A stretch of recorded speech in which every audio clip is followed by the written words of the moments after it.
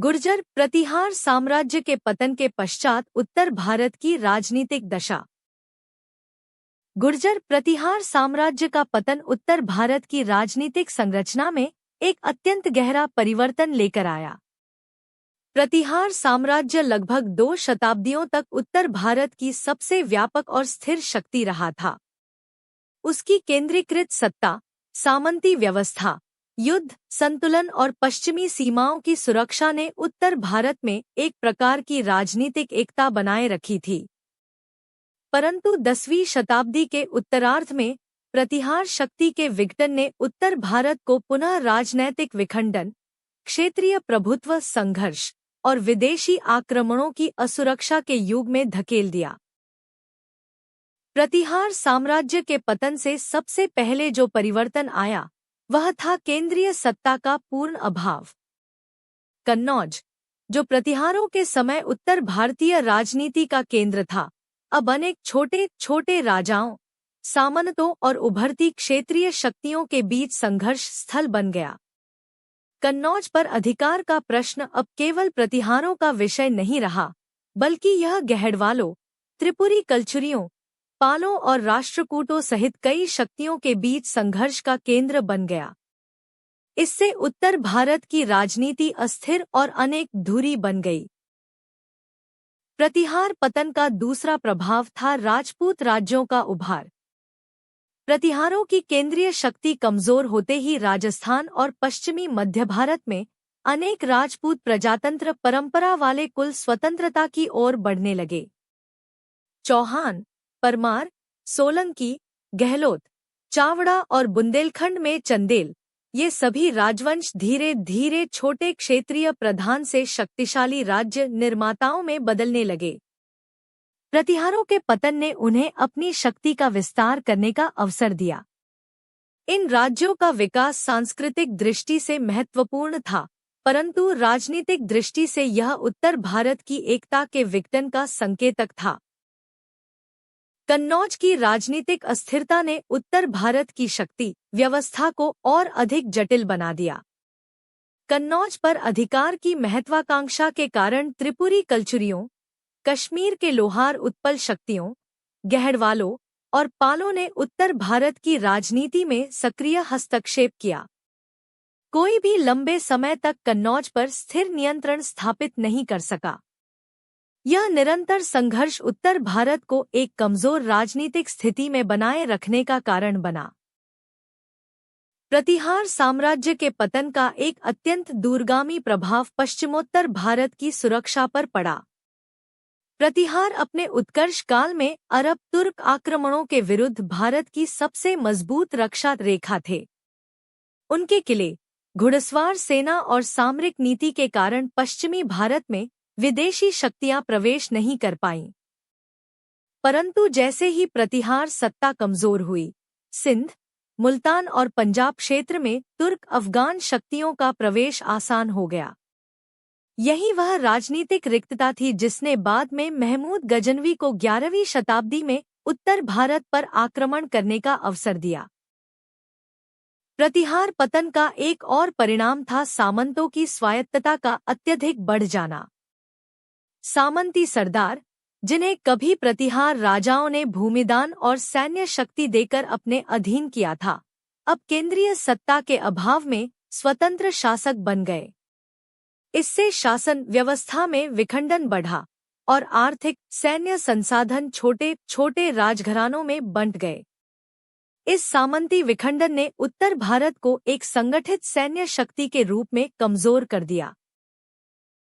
प्रतिहार साम्राज्य के पतन के बाद उत्तर भारत में धार्मिक और सांस्कृतिक संरचना भी परिवर्तित होने लगी। प्रतिहार काल का ब्राह्मण संरक्षण और मंदिर निर्माण पर आधारित सांस्कृतिक धार्मिक तंत्र अब क्षेत्रीय राजाओं द्वारा संचालित होने लगा। मंदिर निर्माण की परंपरा जारी रही, परंतु अब प्रत्येक राज्य अपनी सांस्कृतिक पहचान अलग अलग रूप में विकसित करने लगा, जैसे परमारों के बीच मालवा शैली, चौहानों में अजमेर नागरी शैली, चंदेलों में खजुराहो शैली। इन परिवर्तनों का समग्र परिणाम यह था कि 10वीं 11वीं शताब्दियों का उत्तर भारत एक राजनीतिक मोज़ेक में बदल गया। कोई भी शक्ति न तो प्रतिहारों जैसा व्यापक साम्राज्य बना पाई और न ही उत्तरी भारत की सुरक्षा को स्थिर कर सकी। इस राजनीतिक विखंडन और सामंती तनाव ने उत्तर भारत को एक ऐसे युग में पहुंचा दिया जहां विदेशी आक्रमणों का प्रतिरोध कमजोर पड़ा और आंतरिक प्रतिद्वंद्विता ने स्थिरता को विकटित कर दिया। समग्रतः यह कहा जा सकता है कि प्रतिहार साम्राज्य के पतन के पश्चात उत्तर भारत की राजनीतिक दशा विखंडन, अस्थिरता, सामंती स्वायत्तता और क्षेत्रीय प्रतिस्पर्धा से परिपूर्ण थी।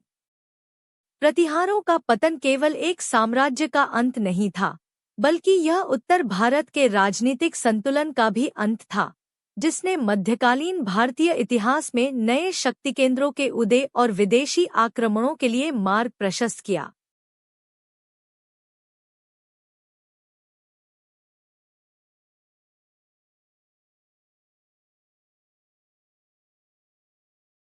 नीचे गहड़वाल, राठौर, राजवंश, इतिहास के स्रोत। गहड़वाल, राठौर, राजवंश, इतिहास के स्रोत। गहड़वाल राजवंश, जो 11वीं-12वीं शताब्दी में कन्नौज का प्रमुख तथा प्रभावशाली शासक वंश रहा, उसके इतिहास का पुनर्निर्माण मुख्यतः अभिलेखीय, साहित्यिक और विदेशी स्रोतों पर आधारित है। इस राजवंश ने प्रतिहारों के पतन के बाद उत्तर भारत की राजनीति में एक बार पुनः स्थिरता लाने का प्रयास किया। कन्नौज जैसे प्रतिष्ठित केंद्र पर शासन करने के कारण इनके बारे में उपलब्ध स्रोत व्यापक किंतु विविध प्रकृति के हैं। इन सभी स्रोतों को मिलाकर ही गहड़वालों का स्पष्ट ऐतिहासिक क्रम तैयार किया जा सकता है। गहड़वाल इतिहास के लिए सर्वाधिक प्रामाणिक स्रोत उनके अभिलेख हैं। इनमें काशी, प्रयाग, सैंधवार, मानस के ताम्रपत्र तथा कन्नौज क्षेत्र के शिलालेख अत्यंत महत्वपूर्ण माने जाते हैं। इन अभिलेखों में न केवल गहड़वाल राजाओं की उपाधियां, दान, राजकीय आदेश तथा प्रशासनिक संरचना का विवरण मिलता है, बल्कि इनके माध्यम से राजवंश की क्रमावली, क्षेत्रीय विस्तार और राजनीतिक घटनाओं का भी प्रमाणतः पता चलता है। इन अभिलेखों की भाषा सामान्यतः संस्कृत है और शैली प्रशस्तिपरक। अतः इनसे गहड़वाल राजाओं की आत्मधारणा और वैदिक परंपरा के प्रति उनकी निष्ठा का भी ज्ञान होता है। गहड़वालों के इतिहास का दूसरा प्रमुख आधार साहित्यिक स्रोत हैं। इस संदर्भ में काशी और कन्नौज क्षेत्रों की पांडुलिपियां, स्थानीय ग्रंथ तथा दान पात्र अत्यंत उपयोगी सिद्ध होते हैं। कई ब्राह्मण संरक्षित ग्रंथों में गहड़वाल राजाओं के दान, तीर्थ संरक्षण, मंदिर निर्माण और धार्मिक नीति का उल्लेख मिलता है।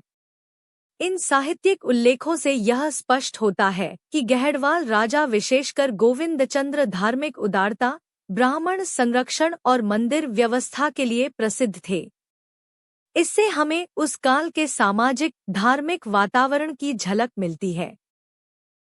गहड़वाल इतिहास के तीसरे महत्वपूर्ण स्रोत विदेशी यात्रियों और मुस्लिम इतिहासकारों के लेखन हैं। अल-बेग, मिन्हाज उस सिराज तथा फारसी अरबी इतिहासकारों ने 11वीं-12वीं शताब्दी में उत्तर भारत की राजनीतिक दशा का जो वर्णन किया है, उसमें गहड़वाल शासन का विशेष संदर्भ मिलता है। विशेषतः महमूद गजनवी और उसके उत्तराधिकारी आक्रमणों के संबंध में गहड़वाल शासकों की भूमिका तथा कन्नौज की राजनीतिक स्थिति का उल्लेख मिलता है। इन विवरणों में गहड़वाल साम्राज्य की शक्ति, समृद्धि और सैन्य प्रतिक्रिया का संकेत मिलता है। कुछ स्रोतों में गहड़वालों को राठौर मूल का माना गया है और परंपरा के अनुसार वे अयोध्या या कन्नौज क्षेत्र के क्षत्रिय माने जाते हैं। हालांकि यह वंशीय परंपरा मुख्यतः बाद के राजपूत कथाओं में विकसित हुई, परंतु यह भी एक सांस्कृतिक लोकस्रोत है जिससे राजवंश की सामाजिक छवि का ज्ञान होता है। अंततः पुरातात्विक सामग्री जैसे मंदिर अवशेष, मूर्तियां, सिक्के और स्थापत्य भी गहड़वाल काल की कला, धन संपन्नता और धार्मिक नीति के प्रमाण देते हैं। काशी और प्रयाग क्षेत्र में प्राप्त उनके सिक्कों पर अंकित प्रतीक गहड़वाल नरेशों की आर्थिक संरचना और धार्मिक आस्था को उजागर करते हैं। इन सभी स्रोतों को मिलाकर गहड़वाल राजवंश का इतिहास एक सुव्यवस्थित रूप में उभरता है। एक ऐसा राजवंश जिसने प्रतिहारों के बाद उत्तर भारत में कन्नौज केंद्रीय सत्ता को पुनः प्रतिष्ठित करने का प्रयास किया और 12वीं शताब्दी के मध्य तक उत्तर भारतीय राजनीति को स्थिरता प्रदान की।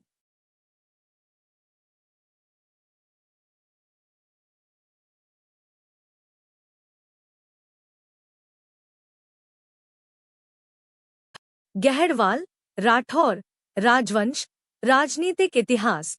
चंद्रदेव। गहड़वाल राजवंश राजनीतिक इतिहास। चंद्रदेव शासनकाल 1089 से 1103 सी। गहड़वाल राजवंश के वास्तविक संस्थापक और उत्तर भारत में कन्नौज केंद्रित सत्ता को पुनर्जीवित करने वाला शासक चंद्रदेव था। प्रतिहार साम्राज्य के पतन के बाद कन्नौज लंबे समय तक राजनीतिक संघर्ष, सामंती विखंडन और बाहरी आक्रमणों की अव्यवस्था का केंद्र बना रहा। इसी अस्थिरता के बीच चंद्रदेव का उदय उत्तर भारत में पुनः स्थिर शासन स्थापित करने की दिशा में एक निर्णायक कदम था। चंद्रदेव का उदय गहड़वाल वंश की राजनीतिक परंपरा का प्रारंभिक ठोस चरण है। उन्होंने अपनी शक्ति का विस्तार काशी प्रयाग कन्नौज की त्रिक्षेत्रीय राजनीतिक धुरी पर आधारित किया। यह क्षेत्र न केवल सांस्कृतिक दृष्टि से महत्वपूर्ण था, बल्कि गंगा घाटी के व्यापारिक मार्गों और कृषि संपन्नता के कारण आर्थिक रूप से भी अत्यंत समृद्ध था। चंद्रदेव ने इन क्षेत्रों को एक संयुक्त प्रशासनिक इकाई में परिवर्तित किया और उत्तरी भारत में अपनी सत्ता की स्थिर नींव डाली। चंद्रदेव की सबसे महत्वपूर्ण राजनीतिक उपलब्धि थी कन्नौज पर प्रभावी नियंत्रण स्थापित करना।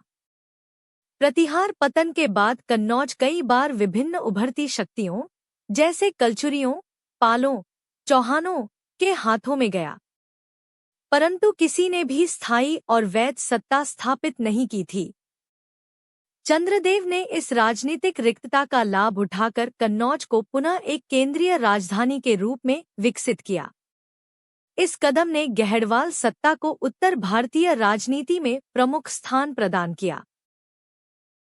चंद्रदेव ने अपने शासनकाल में काशी और प्रयाग जैसे धार्मिक सांस्कृतिक केंद्रों को भी सुदृढ़ संरक्षण दिया। ये क्षेत्र न केवल धार्मिक प्रतिष्ठा के कारण महत्वपूर्ण थे, बल्कि सामरिक दृष्टि से भी रणनीतिक थे। काशी प्रयाग पर नियंत्रण का अर्थ था गंगा के मध्य प्रवाह, जो मध्यकालीन उत्तर भारत की आर्थिक धुरी थी, पर अधिकार। अभिलेखों में चंद्रदेव द्वारा काशी के मंदिरों, ब्राह्मणों और तीर्थस्थलों को दान अनुदान देने का उल्लेख मिलता है, जो उनकी धार्मिक उदारता और राजकीय संरक्षक भाव को दर्शाता है। चंद्रदेव की सैन्य नीति भी उल्लेखनीय थी। उन्होंने पूरे क्षेत्र में फैले सामंतों को अपनी सत्ता के अधीन लाने का कार्य किया। कई स्थानीय प्रभु जो प्रतिहारों के पतन के बाद स्वतंत्रता की ओर बढ़ गए थे, उन्हें चंद्रदेव ने पुनः अधीन किया।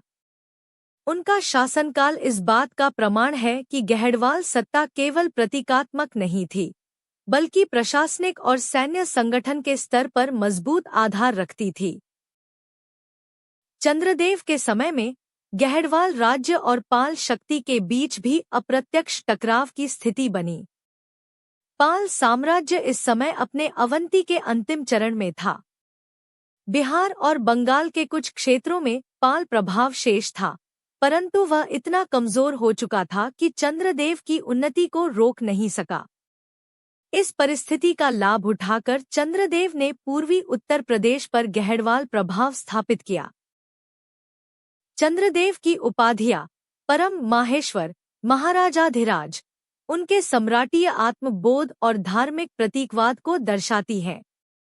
उनके शासनकाल में जारी ताम्रपत्रों व शिलालेखों से यह स्पष्ट होता है कि वे दान धर्म, ब्राह्मण संरक्षण और वैदिक परंपरा के समर्थक थे। इस धार्मिक सांस्कृतिक आधार ने गहड़वाल वंश को उस समय के समाज में व्यापक वैधता प्रदान की। चंद्रदेव की मृत्यु लगभग 1103 ईस्वी में हुई। उनके बाद उनके पुत्र मदनपाल सिंहासन पर बैठे और गहड़वाल सत्ता का और अधिक विस्तार किया। परंतु यह निर्विवाद है कि गहड़वाल शक्ति को वास्तविक साम्राज्यिक रूप चंद्रदेव ने ही प्रदान किया।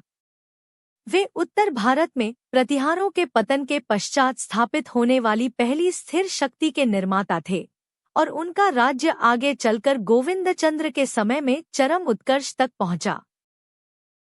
चंद्रदेव का शासन उत्तर भारतीय राजनीति में पुनः केंद्रीकृत शक्ति की वापसी का प्रतीक है और मध्यकालीन उत्तर भारत के राजनीतिक पुनर्निर्माण का महत्वपूर्ण अध्याय माना जाता है। नीचे मदनपाल, मदनपाला, गहड़वाल, राठौर राजवंश का राजनीतिक। मदनपाल शासनकाल 1103 से 1114 सी।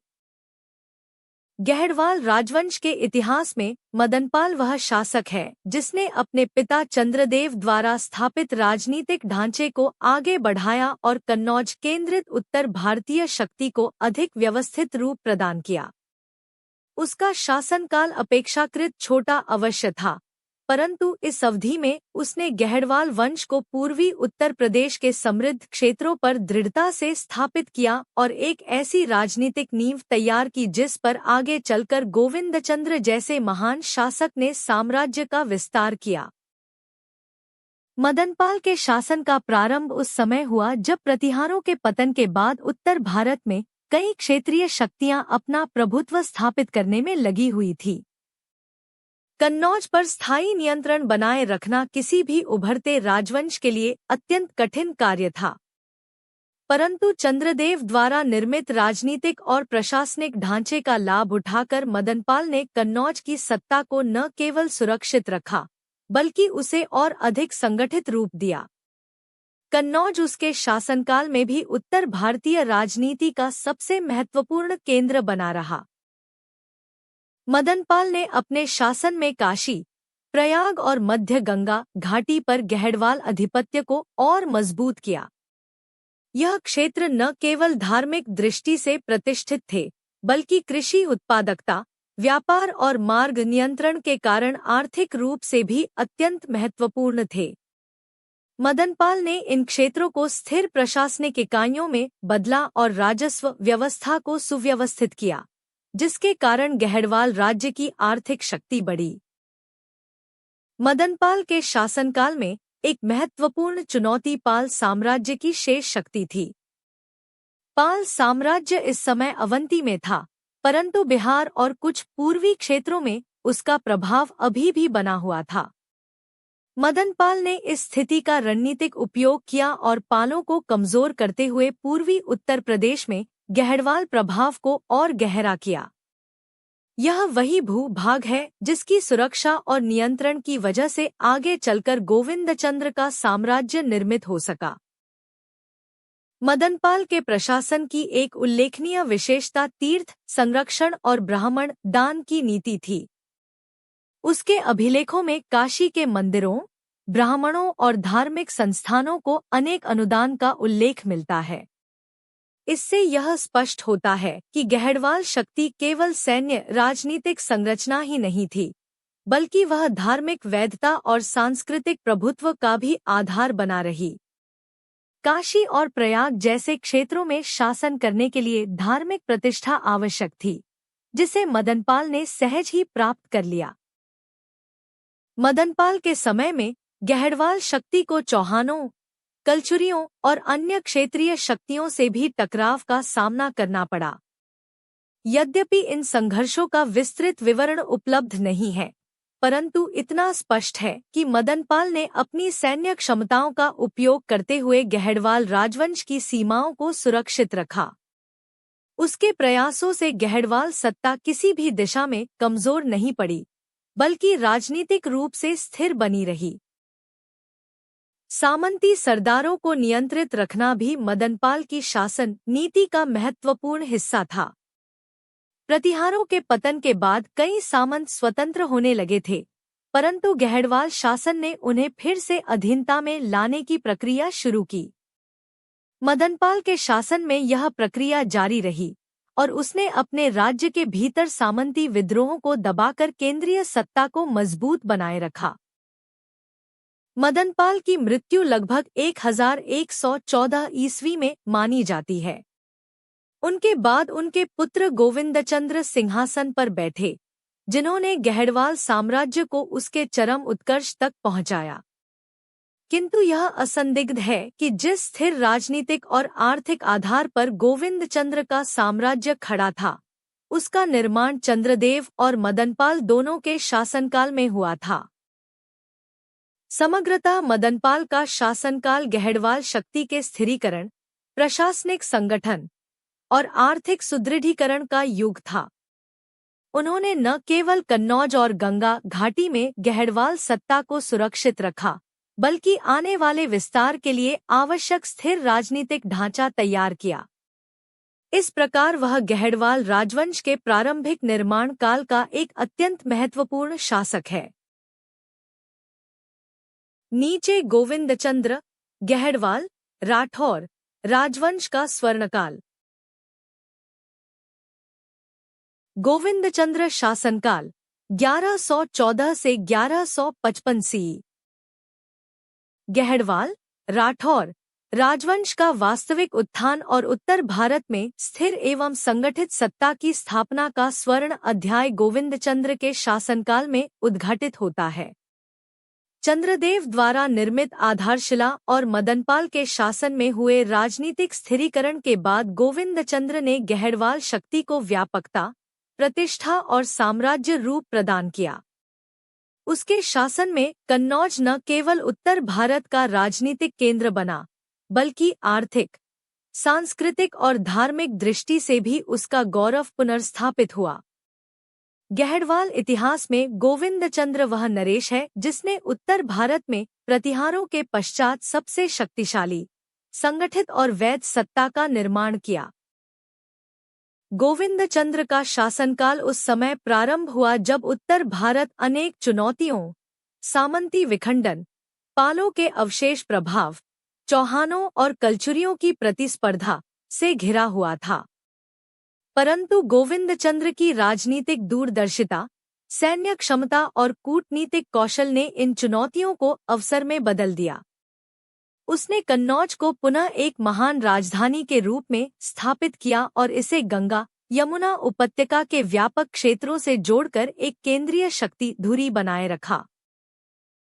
गोविंदचंद्र की सबसे महत्वपूर्ण उपलब्धि थी उसका पाल साम्राज्य पर प्रभावी विजय। पाल सत्ता इस समय अवंती में थी, परंतु बिहार और मगध में उसका कुछ प्रभाव शेष था। गोविंदचंद्र ने रणनीतिक रूप से इन क्षेत्रों में प्रवेश करके पाल प्रभुत्व को निर्णायक रूप से समाप्त किया और उत्तर बिहार तक गहड़वाल शक्ति का विस्तार कर दिया। इस विजय ने गहड़वाल साम्राज्य को पूर्व में असाधारण सांस्कृतिक और आर्थिक प्रभुत्व प्रदान किया। दक्षिण में गोविंदचंद्र का प्रतिद्वंद्वी कलचुरी साम्राज्य था। त्रिपुरी के कलचुरियों की शक्ति मालवा और बुंदेलखंड क्षेत्रों में बढ़ रही थी। गोविंदचंद्र ने अपने सामंतों और संगठित सैन्य नीति के माध्यम से कलचुरियों को कई बार पराजित किया और गहड़वाल सीमा को सुरक्षित बनाए रखा। उसके शासन में बुंदेलखंड, मध्य गंगा घाटी और काशी प्रयाग क्षेत्र में कोई बाहरी शक्ति गहड़वाल अधिपत्य को चुनौती नहीं दे सकी। गोविंदचंद्र की कूटनीति में एक विशेष भूमिका चौहानों के साथ संबंधों की रही। चौहान शक्ति विशेषकर अजमेर और दिल्ली की ओर उभर रही थी, परंतु गोविंदचंद्र ने अपनी सामरिक नीति इस प्रकार रखी कि चौहानों का विस्तार गहड़वाल प्रभाव सीमा तक पहुंचकर भी उसे चुनौती न दे सके। यह संतुलन उस समय उत्तर भारत की स्थिरता के लिए अत्यंत महत्वपूर्ण था। गोविंदचंद्र का शासन केवल सैन्य राजनीतिक संगठन का ही प्रतीक नहीं था, वह एक महान प्रशासक और सांस्कृतिक संरक्षक भी था। उसके अभिलेख, विशेषकर सेंधवार ताम्रपत्र, काशी अभिलेख, और प्रयाग दान पत्र उसके सुव्यवस्थित प्रशासन, भूमि दान नीति, कर प्रणाली और धार्मिक उदारता को उजागर करते हैं। उसने काशी और प्रयाग जैसे धार्मिक नगरों को विशेष संरक्षण दिया। मंदिरों, ब्राह्मणों, विद्वानों और संस्कृत शिक्षण केंद्रों को उदार दान उसके शासन की विशेषता थी। इस संरक्षण ने गहडवालों को धार्मिक वैधता प्रदान की, जो उत्तर भारत की राजनीति में प्रतिष्ठा का स्तंभ था। गोविंदचंद्र के दरबार में साहित्यिक और विद्वत गतिविधियां अत्यंत समृद्ध थी। प्रसिद्ध विद्वान सहदेव, जगद्दर और अनेक संस्कृत आचार्य उसके संरक्षण में फले फूले। गंगा घाटी का सांस्कृतिक पुनर्जागरण इसी काल में तीव्र हुआ। काशी में मंदिर निर्माण, शास्त्र रचना और वैदिक कर्मकांड का व्यापक विस्तार हुआ। इस सांस्कृतिक वैभव ने गोविंदचंद्र को उत्तर भारत का सांस्कृतिक सम्राट बना दिया। गोविंदचंद्र की प्रशासनिक नीति अत्यंत संतुलित थी। उसने सामंतों को भूमि दान देकर उनका सहयोग प्राप्त किया, परंतु उन्हें अनियंत्रित नहीं होने दिया। उसके शासन में राजस्व व्यवस्था व्यवस्थित थी। ग्राम, जनपद, मंडल और विषय जैसे प्रशासनिक विभाग सुचारू रूप से कार्यरत थे। उसकी स्थिरता ने गहडवाल सत्ता को दीर्घकालिक मजबूती प्रदान की। गोविंदचंद्र का शासनकाल एक और महत्वपूर्ण दृष्टि से निर्णायक है। यह वह समय है जब तुर्क आक्रमणों का प्रारंभिक दबाव पंजाब होते हुए उत्तर भारत पर पड़ने लगा था। परंतु गहडवाल शक्ति इतनी संगठित थी कि उसके शासनकाल में कोई तुर्क आक्रमण कन्नौज या मध्य गंगा घाटी तक प्रवेश नहीं कर सका। यह गहडवाल सैन्य शक्ति की वास्तविक परीक्षा थी। गोविंदचंद्र की मृत्यु लगभग 1155 ईस्वी के आसपास हुई। उसके बाद उसका पुत्र विजयचंद्र सिंहासन पर बैठा, परंतु वह अपने महान पिता की प्रतिभा और राजनीतिक स्थिरता को दीर्घकालिक रूप से बनाए रखने में सफल नहीं हो सका। फिर भी यह निर्विवाद है कि गोविंदचंद्र का शासन गहडवाल साम्राज्य का चरम स्वर्णकाल था, एक ऐसा काल जिसमें कन्नौज पुनः राजनीतिक, सांस्कृतिक और आर्थिक जीवन का केंद्र बन गया।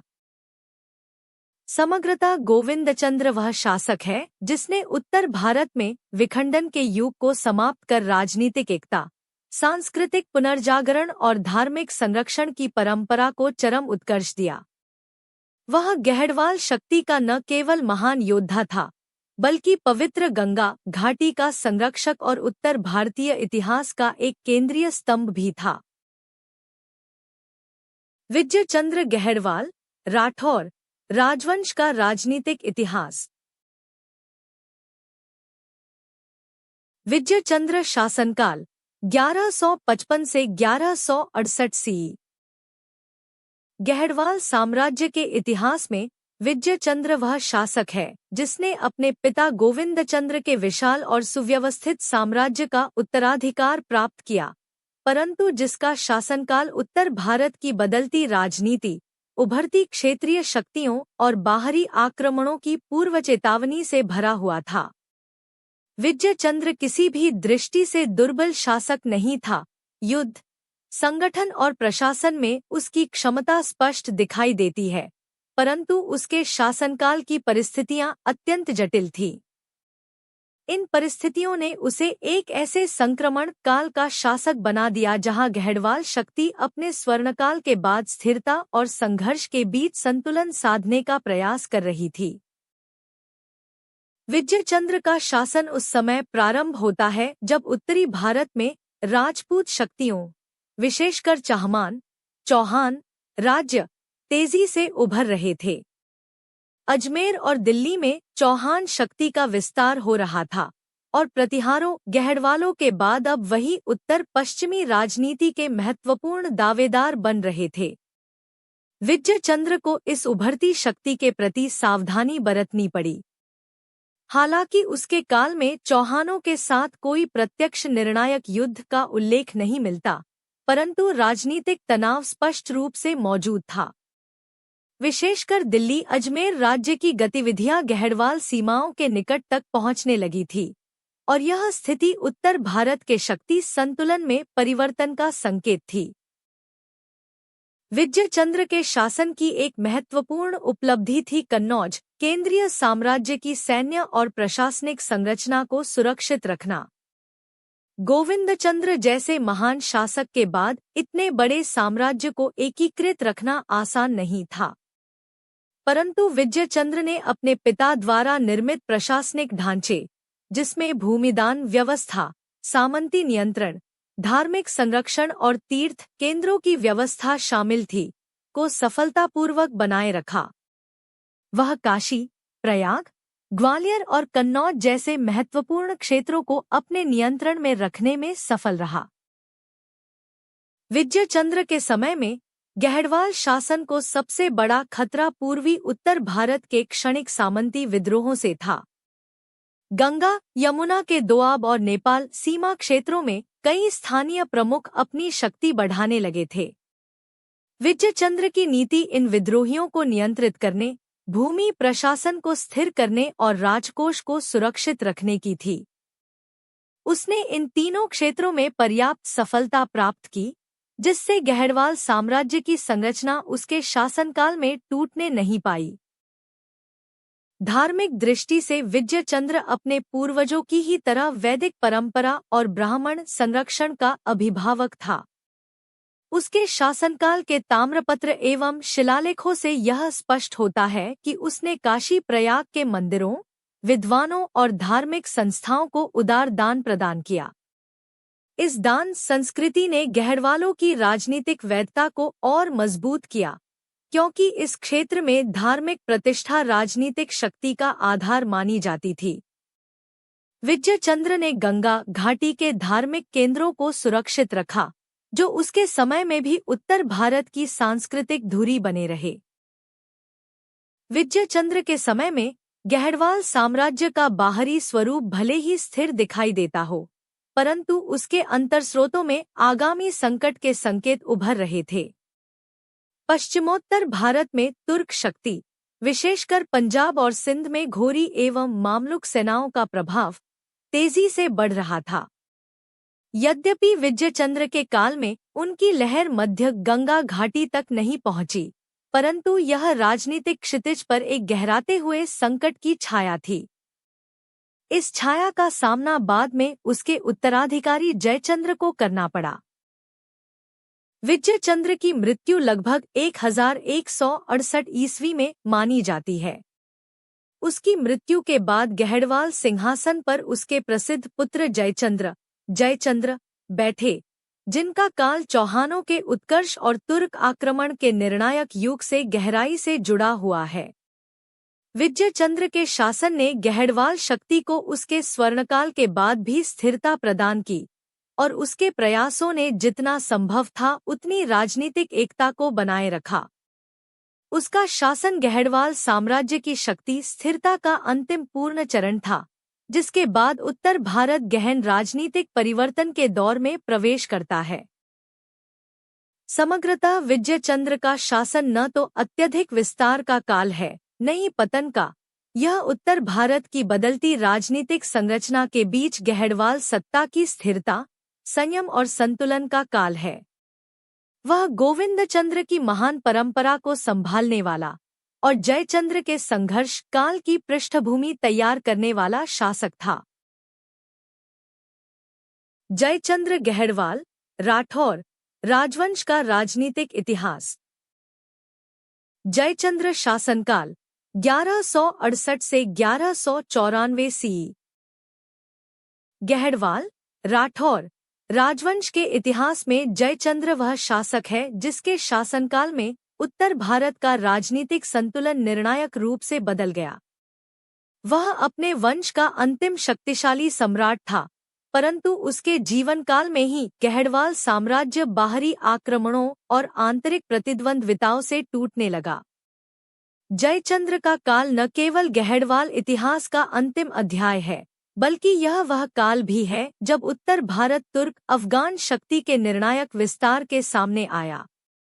उसका शासन इसलिए ऐतिहासिक दृष्टि से अत्यंत महत्वपूर्ण है क्योंकि यह एक युग विसर्जन और एक नए युग के प्रारंभ का समय है। जयचंद्र ने अपने पिता विजयचंद्र द्वारा छोड़ी गई स्थिर परंतु चुनौतियों से भरी सत्ता का उत्तराधिकार प्राप्त किया। चुनौती का पहला स्रोत था राजपूत राज्यों का तेजी से उभरता संघर्ष, विशेषतः अजमेर दिल्ली के चाहमान, चौहान, नरेश पृथ्वीराज तृतीय का विस्तार। जयचंद्र और पृथ्वीराज के संबंध वैमनस्यपूर्ण थे और यही संघर्ष बाद के इतिहास में कन्नौज अजमेर प्रतिद्वंद्विता के नाम से प्रसिद्ध हुआ।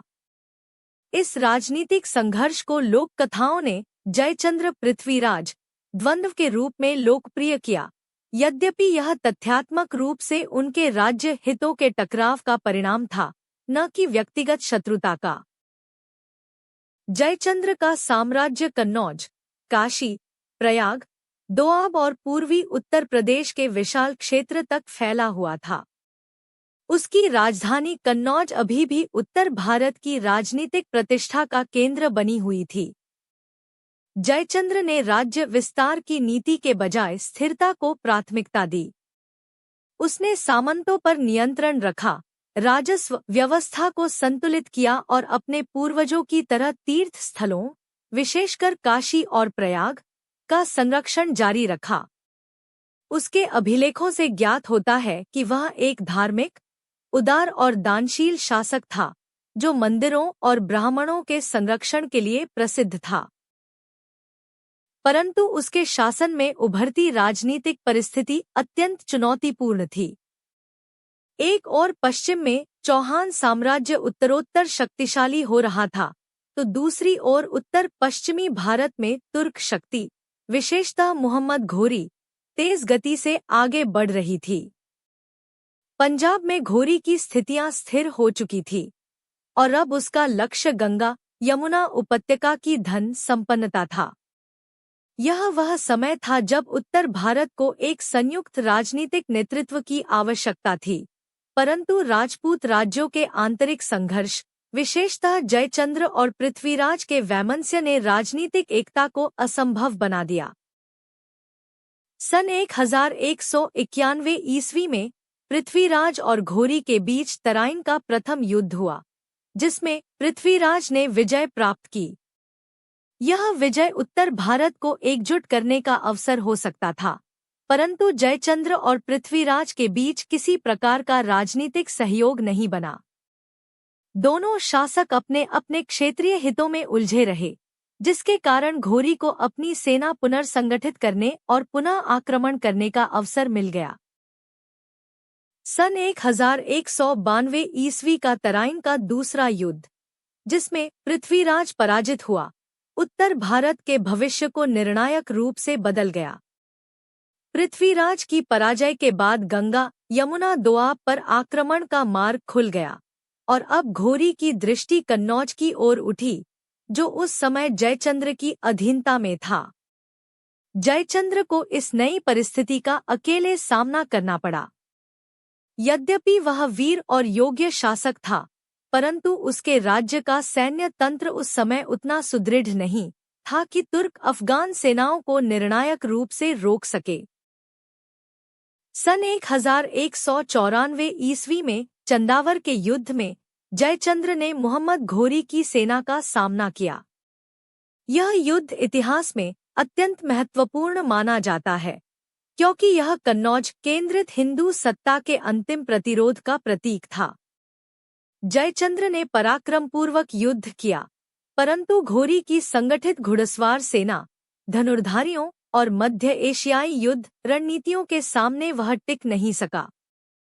युद्ध में जयचंद्र वीरगति को प्राप्त हुआ। उसकी मृत्यु के साथ ही गहड़वाल साम्राज्य का पतन लगभग सुनिश्चित हो गया और कन्नौज घोरी के हाथों में चला गया। जयचंद्र की मृत्यु उत्तर भारतीय इतिहास में एक निर्णायक मोड़ थी। यह केवल एक राजवंश का अंत नहीं था, बल्कि यह मध्यकालीन उत्तर भारत में भारतीय राजसत्ता के पतन और तुर्क अफगान सत्ता के उदय का प्रारंभ था। जयचंद्र को लोक कथाओं में दुर्जन या विश्वासघाती कहकर प्रस्तुत किया गया, परंतु ऐतिहासिक रूप से वह एक साहसी, सक्षम और धार्मिक शासक था, जिसका दोष केवल यह था कि वह उस समय की खंडित राजपूत राजनीति के मध्य एकाकी खड़ा था। उसका संघर्ष एक परंपरागत भारतीय राज्य संरचना और एक नई, संगठित मध्य एशियाई शक्ति के बीच का संघर्ष था। समग्रतः जयचंद्र का शासन एक अंतिम प्रतिरोध, सांस्कृतिक संरक्षण और राजनीतिक परिवर्तन का काल है। वह गहड़वाल शक्ति का अंतिम महान प्रतिनिधि था, एक ऐसा शासक जिसने उत्तर भारत की प्राचीन राजनीतिक विरासत को अंतिम क्षण तक बचाए रखा, परंतु बदलते समय की दिशा उसके प्रतिकूल थी। जयचंद्र का काल इतिहास में केवल एक पतन नहीं, बल्कि एक युग परिवर्तन का अध्याय है। नीचे गहड़वाल राठौर साम्राज्य का पतन, कारण, विश्लेषण और प्रभाव। गहड़वाल साम्राज्य का पतन, कारण, विश्लेषण और प्रभाव। गहड़वाल साम्राज्य का पतन केवल एक राजवंश का अंत नहीं था, बल्कि यह उत्तर भारत की प्राचीन राजनीतिक संरचना के विघटन और तुर्क अफगान शक्ति के निर्णायक उदय का प्रतीक था। चंद्रदेव, मदनपाल और गोविंदचंद्र के शासनकाल में गहड़वालों ने कन्नौज को पुनः उत्तर भारत का राजनैतिक केंद्र बनाया था, परंतु जयचंद्र के शासनकाल की समाप्ति के बाद गहड़वाल साम्राज्य तेजी से समाप्त हो गया। इसका पतन अनेक राजनीतिक, सैन्य, प्रशासनिक और ऐतिहासिक कारकों का संयुक्त परिणाम था। गहड़वाल साम्राज्य के पतन का पहला बड़ा कारण था राजपूत राज्यों का परस्पर संघर्ष। उत्तर भारत में इस समय कोई केंद्रीय शक्ति नहीं थी। चौहान, गहड़वाल, परमार, कलचुरी और अन्य राजपूत वंश अपने अपने स्वार्थ में लगे हुए थे। विशेषतः जयचंद्र और पृथ्वीराज चौहान के बीच कन्नौज अजमेर प्रतिद्वंद्विता ने उत्तर भारत के राजनीतिक एकीकरण को असंभव बना दिया। जब बाहरी आक्रमणों का सामना करने का समय आया, तब ये राज्य आपसी स्पर्धा में उलझे हुए थे। यही विभाजन गहड़वाल पतन का मूल कारण बना। दूसरा कारण था तुर्क अफगान शक्तियों का सैन्य संगठन। मोहम्मद घोरी की सेनाएं अश्वसवार, धनुर्धर और तेज आक्रमण रणनीतियों का उपयोग करती थी। उनका युद्ध तंत्र भारतीय सामंतों के पारंपरिक युद्ध शैली से अत्यंत भिन्न था। गहड़वाल सेना, जो मुख्यतः पैदल और धीमी क्षत्रिय शैली की सेना थी, घोरी की तेज, अनुशासित और रणनीतिक युद्ध नीति का सामना नहीं कर सकी। चंदावर का युद्ध इसका निर्णायक प्रमाण है, जहां जयचंद्र का वीरतापूर्ण संघर्ष मध्य एशियाई तुर्क युक्तियों के सामने विफल पड़ गया। तीसरा कारण था सामंती ढांचे की कमजोरी। गहड़वाल राज्यों की आधारशिला सामंती व्यवस्था पर आधारित थी। सामंत भूमि अनुदानों के कारण महत्वपूर्ण शक्ति रखते थे। जयचंद्र के समय तक यह सामंती ढांचा कमजोर हो चुका था। सामंतों की निष्ठा कमजोर पड़ गई और युद्ध के समय पूर्ण समर्थन नहीं मिला। सामंती विघटन ने गहड़वाल प्रशासन को अस्थिर कर दिया और सेना के संगठन को भी कमजोर किया। चौथा कारण था कि गहड़वाल साम्राज्य केंद्रीय रूप से अत्यधिक विस्तार नहीं कर पाया। गोविंदचंद्र के बाद विजयचंद्र और जयचंद्र दोनों ने अधिकतर रक्षात्मक नीति अपनाई, जबकि चौहानों की शक्ति बढ़ रही थी। पूर्व में कुछ स्थानीय प्रभु विद्रोह कर रहे थे और उत्तर पश्चिम में तुर्क शक्ति बढ़ रही थी। ऐसे में गहड़वाल साम्राज्य को विस्तारवादी और आक्रामक सैन्य नीति की आवश्यकता थी, परंतु गहड़वाल नरेश इतनी सैन्य ऊर्जा संगठित नहीं कर पाए। पांचवा कारण था आर्थिक संरचना का तनाव। काशी, प्रयाग, कन्नौज समृद्ध क्षेत्रों के बावजूद गहड़वाल शासन को लगातार सामंती प्रतिद्वंद्विता और सैन्य तैयारियों में धन व्यय करना पड़ता था।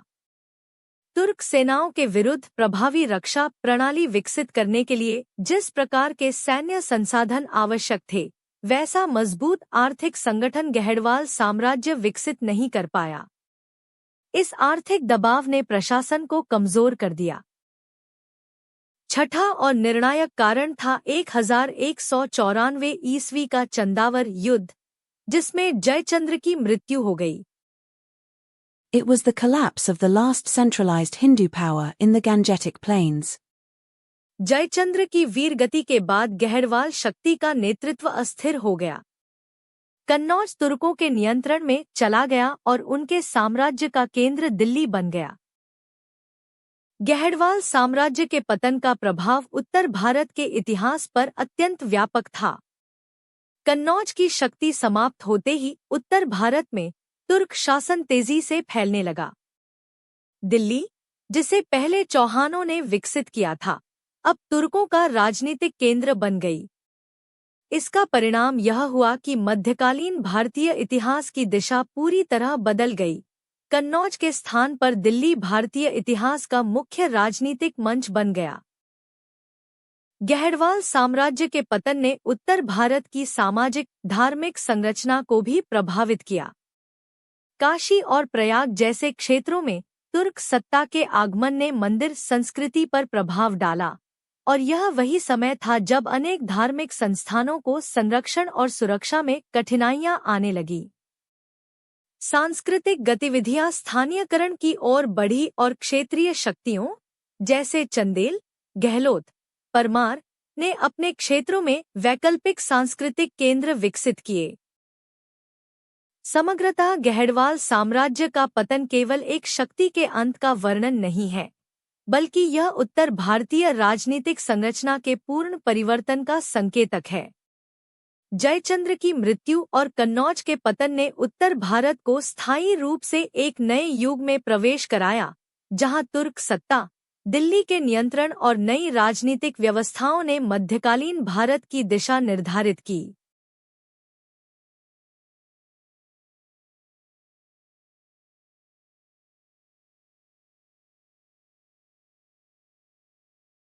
गहरवाल कला और स्थापत्य।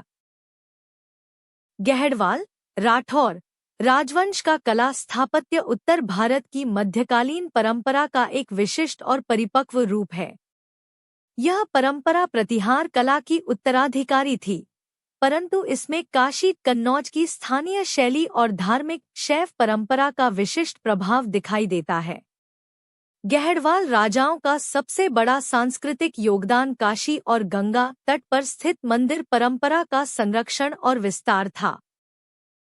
गहरवाल कला की जड़ें प्रतिहार कालीन मूर्तिकला में थी, जिसका प्रभाव काशी प्रयाग क्षेत्र की मूर्तियों में पूर्ण रूप से दिखाई देता है। इस काल में शिव, विष्णु, पार्वती, गणेश, सूर्य और शक्ति देवियों की प्रतिमाओं में अलंकारिकता, शारीरिक गठन, मुखमुद्रा की शांति और धार्मिक प्रतीकवाद का समन्वय मिलता है। पत्थर की नक्काशी अत्यंत सूक्ष्म थी और काशिका शिल्पियों की हाथ कला पूरे उत्तर भारत में प्रसिद्ध थी। स्थापत्य की दृष्टि से गहरवालों का योगदान मुख्यतः मंदिर निर्माण में था। काशी में अनेक मंदिरों का पुनर्निर्माण इसी काल में हुआ, जहां शिखर, गर्भगृह और अंतःमंडप की संरचना नागर शैली पर आधारित थी। गहरवाल शैली के मंदिरों में पत्थर की नक्काशी, स्तंभों पर उकेरे गए पुष्प, लता तत्व और देव मूर्तियों की लालित्य प्रधान आकृतियां विशेष रूप से दिखती हैं। प्रयाग क्षेत्र में भी धार्मिक केंद्रों का उच्चस्तरीय विकास हुआ। विशेष रूप से दान पत्रों से ज्ञात होता है कि गंगा घाट की धार्मिक स्थापत्य संस्कृति को गहरवाल राजाओं का ठोस संरक्षण प्राप्त था। गहरवाल कला में धार्मिक अनुष्ठानिकता और क्षेत्रीय प्रतीकवाद का सशक्त समन्वय था। यह काल गंगा तट के सांस्कृतिक पुनर्जागरण का युग था, जिसमें मंदिर ही नहीं बल्कि मठ, पाठशालाएं, धर्मशालाएं और घाट निर्माण भी शामिल था। काशी के मणिकर्णिका, दशाश्वमेध और अन्य प्रमुख घाटों के विकास में गहरवालों के संरक्षण का उल्लेख मिलता है।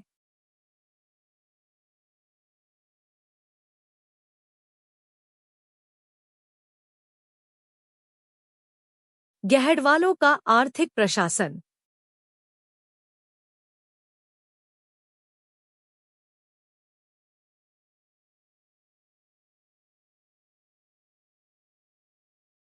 गहड़वालों का आर्थिक प्रशासन। गहड़वाल साम्राज्य की आर्थिक संरचना गंगा, यमुना दोआब, काशी, कन्नौज और प्रयाग जैसे समृद्ध कृषि क्षेत्रों पर आधारित थी। यह वह क्षेत्र था जहां वार्षिक वर्षा, उपजाऊ मिट्टी और नदी सिंचित भू-भाग ने एक मजबूत कृषि अर्थव्यवस्था को जन्म दिया। गहड़वाल नरेशों ने इस कृषि संपन्नता को कर प्रणाली और प्रशासनिक ढांचे के माध्यम से पूरी तरह संगठित किया। गहड़वाल अर्थव्यवस्था की मूल धुरी भूमि थी। भूमि को राजस्व का आधार माना जाता था और कृषक, जो समाज की सबसे बड़ी इकाई थे, राजकोष के मुख्य प्रदाता थे। भूमि को कृषि भूमि, देवस्थान भूमि, ब्राह्मदेय भूमि और सामंती प्रभुओं को प्रदान की गई भूमि में बांटा गया था। इन विभिन्न श्रेणियों के कारण कर संरचना में विविधता आती थी, परंतु नियंत्रण अंततः राज्य के हाथ में रहता था। कर प्रणाली अत्यंत संगठित थी। कृषक से कृषि उपज का एक निश्चित अंश राज्य या भूमि के दान स्वामी, ब्राह्मण या मंदिर को देना होता था। इसके अलावा व्यापार कर, घाट कर, मंडी कर, पुल कर, जल मार्ग कर और पशु कर वसूले जाते थे। काशी और प्रयाग जैसे धार्मिक नगरों से तीर्थ कर और अनुष्ठानिक अवदान भी महत्वपूर्ण आर्थिक संसाधन प्रदान करते थे। व्यापार मार्गों पर गहड़वालों का नियंत्रण अत्यंत मजबूत था। कन्नौज और काशी दो बड़े वाणिज्यिक केंद्र थे, जहां शिल्प, धातु कला, सुगंध व्यापार, वस्त्र निर्माण और हस्तशिल्प सक्रिय था। इन नगरों से प्राप्त व्यापारिक राजस्व से गहड़वाल राजकोष अत्यंत समृद्ध रहा। ताम्रपत्रों में उल्लेख मिलता है कि राज्य व्यापारी संघों को संरक्षण देता था, जिससे व्यापार सक्रिय और सुरक्षित था। गहड़वाल काल की आर्थिक नीति में दान व्यवस्था भी अत्यंत महत्वपूर्ण थी। भूमि दान, विशेषकर ब्राह्मणों और मंदिरों को, धार्मिक प्रतिष्ठा के साथ साथ आर्थिक पुनर्वितरण का साधन भी था। इससे समाज में धार्मिक केंद्रों की आर्थिक शक्ति बढ़ती थी और राज्य को राजनीतिक धार्मिक समर्थन मिलता था।